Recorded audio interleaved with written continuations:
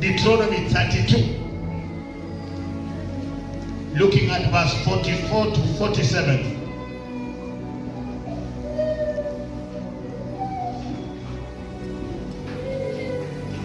Maneno ambayo Mungu anayasema kwa neno lake.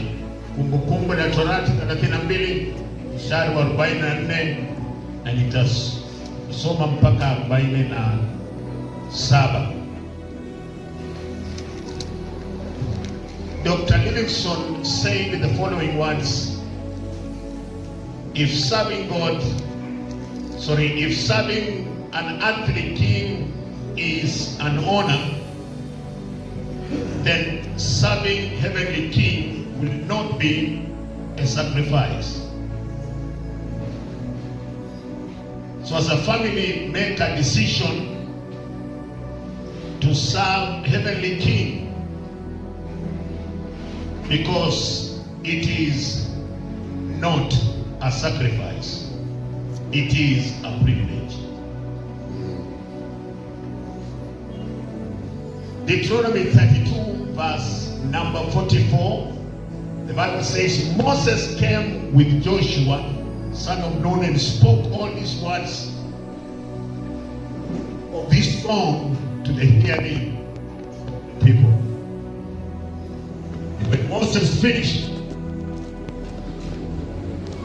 reciting all these words to all Israel, he said to them, take to heart all the words I have solemnly declared to you this day, so that you may command your children to obey carefully all the words of this law.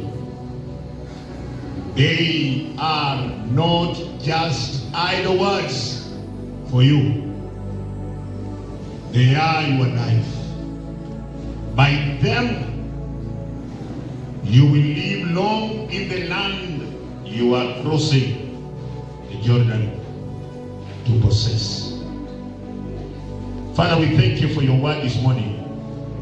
Indeed, we ask you to bless it as we share. Thank you because, Lord,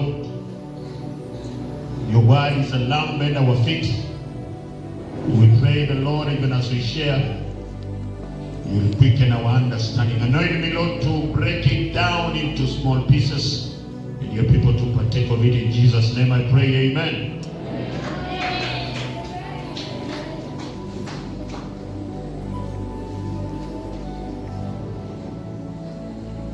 Mara kwa mara ni rahisi kufikiri kwamba ukimtumikia Mungu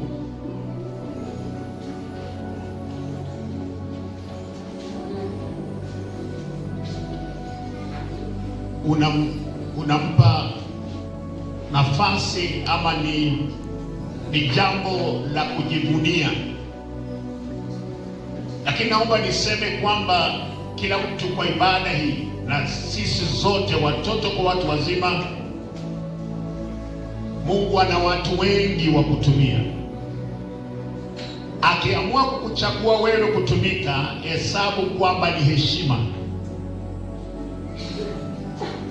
Maana Yesu akasema hata sisi tukinyamaza mawe yatamsifu. Hii ni kumaanisha kama utaingia church na uamue kumsifu Mungu, usiseme unamfanyia Mungu favor. Msifu na umwimbie ukijua ya kwamba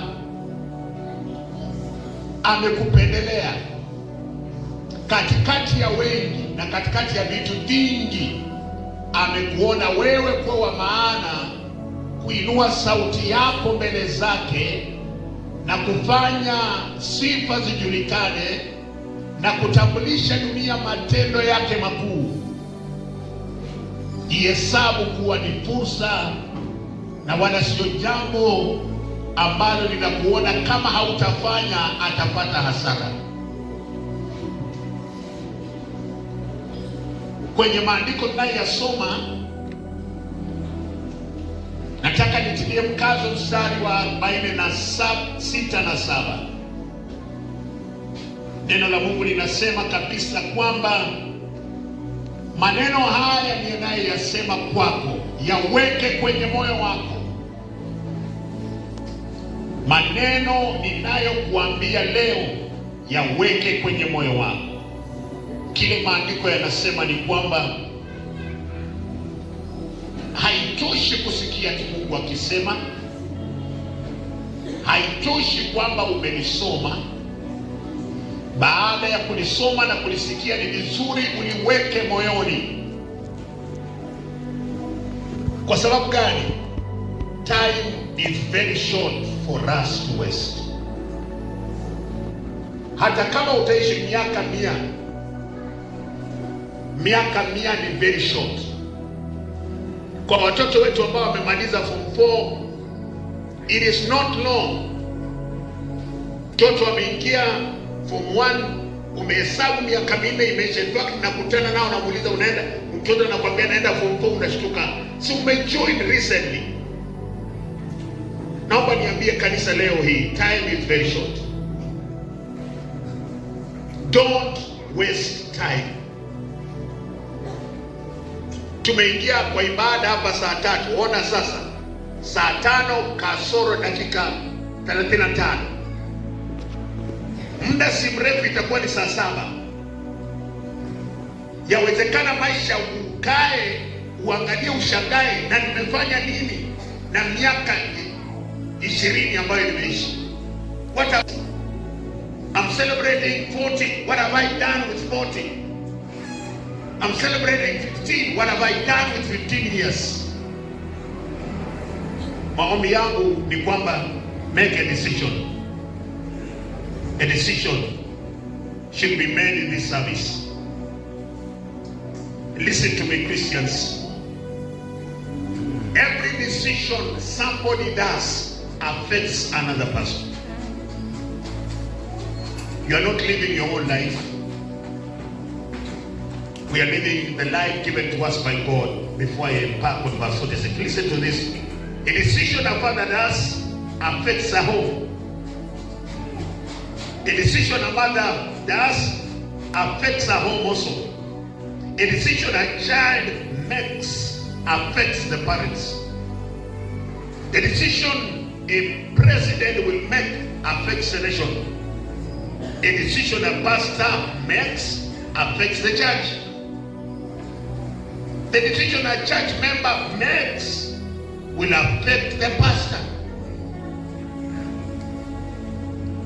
So all of us have a responsibility to, tuna majukumu ya kufanya, ya kwamba lazima tuwajibike kwa Mungu, kujua tunafanya maamuzi ambayo hayataleta madhara kwa familia, hayataleta madhara kwa nchi, hayataleta madhara kwa kanisa, hayataleta madhara kwa mtu binafsi. Neno la Mungu linasema katika mstari wa 46, akawaambia, yawekeni mioyoni mwenu maneno yote ambayo nashuhudia kwenu hivi leo, nayo waamuruni watoto wenu wayatunze na kuyafanya maneno yote ya Torati hii. Maneno haya yawe kwa mioyo yenu, kisha transfer maneno haya kwa watoto wenu, ili wayashike na wayafanye maneno yote ya Torati.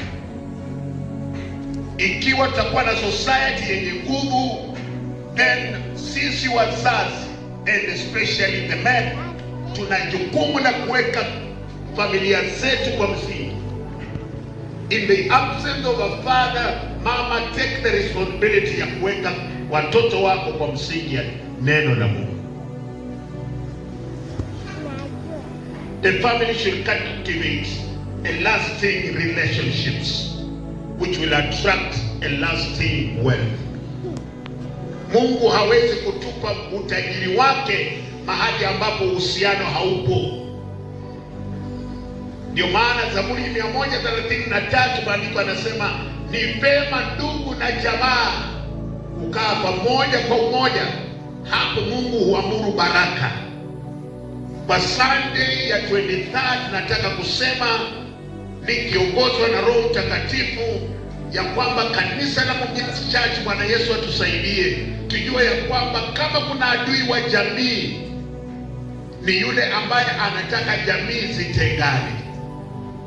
Wakati jamii zinakosa umoja, tunakosa baraka, tunakosa uzima. Na shetani anajua ya kwamba wakati jamii ina umoja, Mungu huamuru baraka, tena uzima tele. So kitu atafanya ni kuhakikisha kuwa familia zinagongana, hazina mapatano, hazina kuelewana. Tumekuja kama kanisa la Kristo Yesu na mwili wa Kristo kusema ya kwamba a family should be united, and may the Lord cause us to build and cultivate lasting relationships.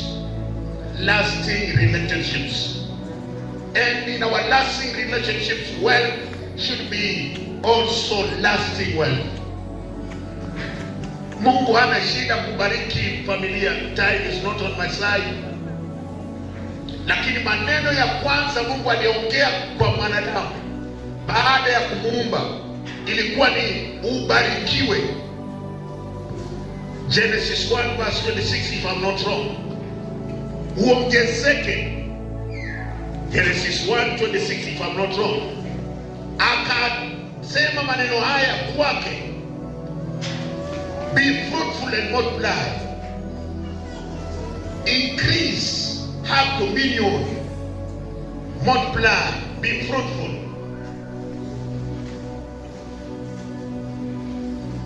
Baadaye tunaanza kusikia, lakini maneno ya kwanza yaliyotamkia mwanadamu, ambaye na wewe na mimi tu wanadamu, ni kwamba Bwana alikusudia kabisa sisi tuwe watu wa baraka.